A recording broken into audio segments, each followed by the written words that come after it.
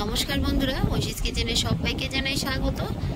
আজ আমি দুটি রেসিপি নিয়ে চলে এসেছি। রেসিপি দুটি খুবই সহজ, তবে খেতে হয় দারুণ।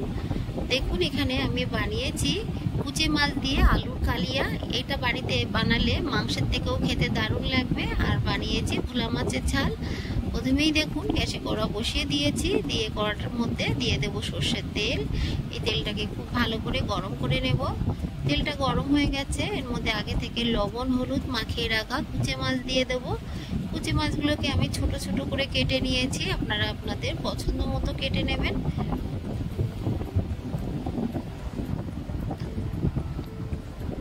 কুচে মাছগুলোকে দিয়ে আমি কিছুক্ষণ এইভাবে রেখে দেব, প্রায় 2 থেকে 3 মিনিট। এইভাবে রেখে দেওয়ার পর মাছগুলোকে আমি উল্টে দেব। কড়াটাকে খুব ভালো করে গরম করে নেবেন, তাহলে দেখবেন মাছগুলো কড়ার গায়ে লেগে যাবে না।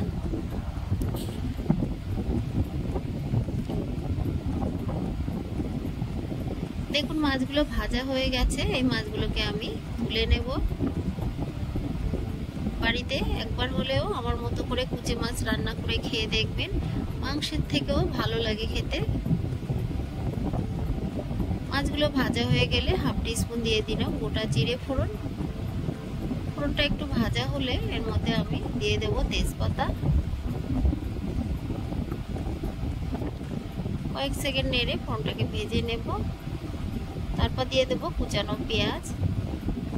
একটা কুচানো পেঁয়াজ আমি দিয়ে দিলাম, তবে আপনারা চাইলে একটু বেশি করেও দিতে পারেন। পেঁয়াজটাকে দিয়ে বেশ কিছুক্ষণ ভালো করে নাড়বো।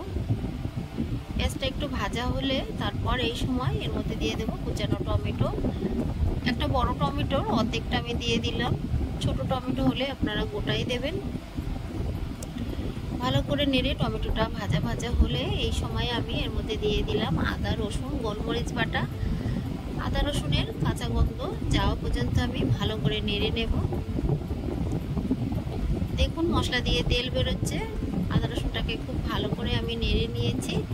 এই সময় এর মধ্যে দিয়ে দিলাম অল্প জল। গ্যাসের ফ্লেমটাকে আমি লো করে দিয়েছি। দিয়ে দিলাম জিরে গুঁড়ো। এরপর দিয়ে দেব লাল লঙ্কার গুঁড়ো, দিয়ে দেব হলুদ গুঁড়ো, দিয়ে দেব লবণ। আপনারা যতটা তরকারি রান্না করবেন সেই মতোই মশলাটা দেবেন, তাই আমি কতটা পরিমাণ দিলাম আর আপনাদের বললাম না। ভালো করে নেড়ে মশলা দিয়ে যতক্ষণ তেল না বেরোয় ততক্ষণ আমি নেড়ে নিলাম। তারপর দিয়ে দিলাম কেটে রাখা আলু। মাংসের মতো করে রান্না করব, তাই মাংসের মতো করে একটু বড় বড় আলু কেটে রেখেছিলাম। আলুগুলোকে দিয়ে ভালো করে কষিয়ে নেব। আপনারা চাইলে আলুগুলোকে ভেজে তারপরে রান্নাটাও করতে পারেন।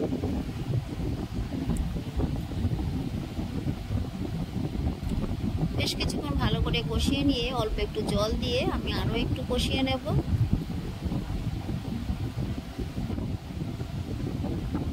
দেখুন, খুব ভালো করে আমি কষিয়ে নিয়েছি। দেখুন, তেল বেরোচ্ছে। এই সময় আমি পরিমাণ মতো জল দিয়ে দেব। আপনারা যতটা গ্রেভি রাখতে চান সেই মতোই জলটা দেবেন। দিয়ে দিলাম জিরা কাঁচা লঙ্কা। ঢাকা চাপা দিয়ে ভালো করে ফুটিয়ে নিয়ে তারপর ভেজে রাখা কুচি মাছগুলো দিয়ে দিলাম। দিয়ে ভালো করে নেড়ে আমি ঢাকা চাপা দিয়ে ভালো করে রান্নাটা করে নেব। স্বাদ অনুযায়ী আর একটু লবণ দিলাম। দিয়ে বেশ কিছুক্ষণ আমি ফুটিয়ে নেব। দেখুন, আলুগুলো সিদ্ধ হয়ে গেছে। কয়েকটা আলু আমি খুন্তি দিয়ে চেপে চেপে গেলে দেব। কয়েকটা আলু তরকারির মধ্যে গেলে দেবেন, তাহলে দেখবেন গ্রেভিটা ঘন হয়েছে। দিয়ে দেব সানরাইজের শাহি গরম মশলা। এরপর দিয়ে দেব ভাজা মশলা। এখানে গোটা জিরে, গোটা ধনে, গোটা শুকনো লঙ্কা শুকনো খোলায় ভেজে আমি গুঁড়ো করে দিলাম। 1/2 টিস্পুন দিলাম। দিয়ে ভালো করে মিশিয়ে নেব।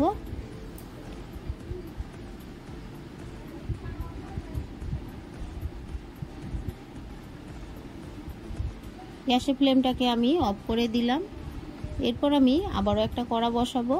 তার মধ্যে সর্ষের তেল দিয়ে গরম করে নিয়েছি। আর আগে থেকে লবণ হলুদ মাখিয়ে রাখা ভোলা মাছগুলো দিয়ে দেব।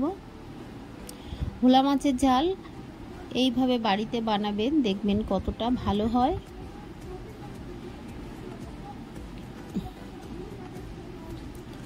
এইভাবে বেশ কিছুক্ষণ আমি 3 থেকে 4 মিনিট রেখে দেওয়ার পর আমি উল্টে দেব। দেখুন এক পিঠ লাল লাল হয়ে গেছে। ভোলা মাছ খুবই নরম, তাই দেওয়ার সঙ্গে সঙ্গে উল্টাতে যাবেন না, কিছুক্ষণ রেখে দেবেন, তাহলে দেখবেন মাছটা উল্টাতে গেলে কড়ার গায়ে লেগে যাবে না বা ভেঙে যাবে না। উল্টে পাল্টে মাছগুলোকে আমি সুন্দর করে ভেজে নেব।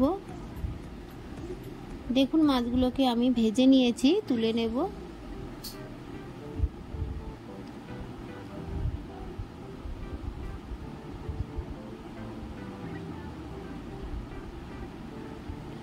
ভোলা মাছগুলোকে খুব ভালো করে ভেজে নেব। তেল ঝরিয়ে মাছগুলোকে তুলে নিয়ে এই তেলের মধ্যে বাকি মাছগুলো দিয়ে দেব।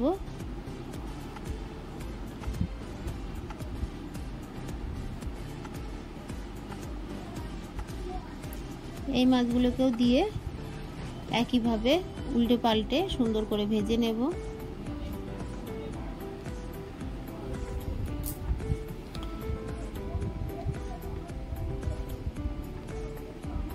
কিছুক্ষণ আমি রেখে দেওয়ার পর মাছগুলোকে আমি উল্টে দেব।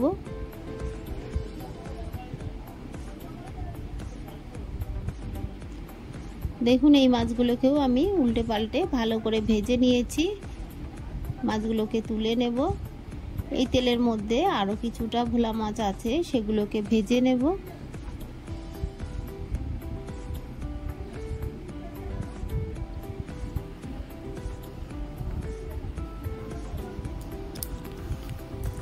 এই মাছগুলোকেও আমি ভেজে তুলে নিয়ে তারপরে ওই তেলের মধ্যে দিয়ে দিলাম 1/2 টিস্পুন কালো জিরে। ফোড়নটা একটু ভাজা হলে দিয়ে দেব কুচানো টমেটো। টমেটোটাকে দিয়ে এর মধ্যে দিয়ে দেব লবণ।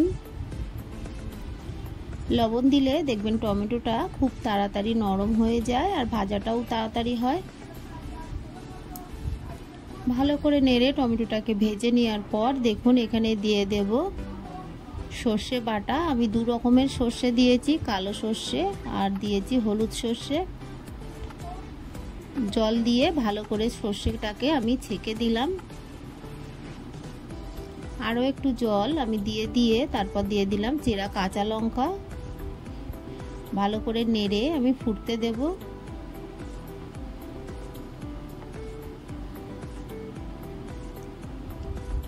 ঢাকা চাপা দিয়ে আমি ফুটতে দেব। আমি এটার মধ্যে হলুদ গুঁড়ো দিয়েছি, এটা অফ ক্যামেরায় হয়ে গেছে, আপনারা অবশ্যই হলুদ গুঁড়ো দেবেন। মাছগুলো এবার দিয়ে দিচ্ছি। দেখুন ফুটে ওঠার পর মাছগুলোকে দিয়ে দিলাম।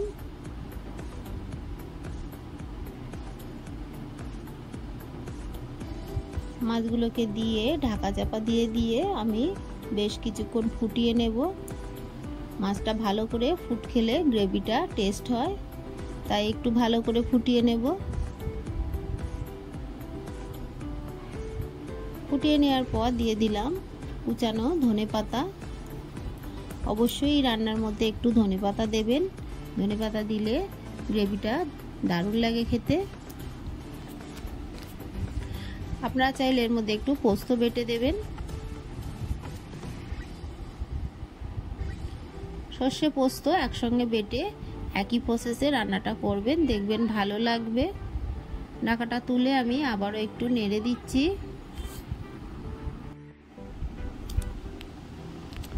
একটু চেখে দেখে নিলাম লবণ ঠিক আছে কিনা।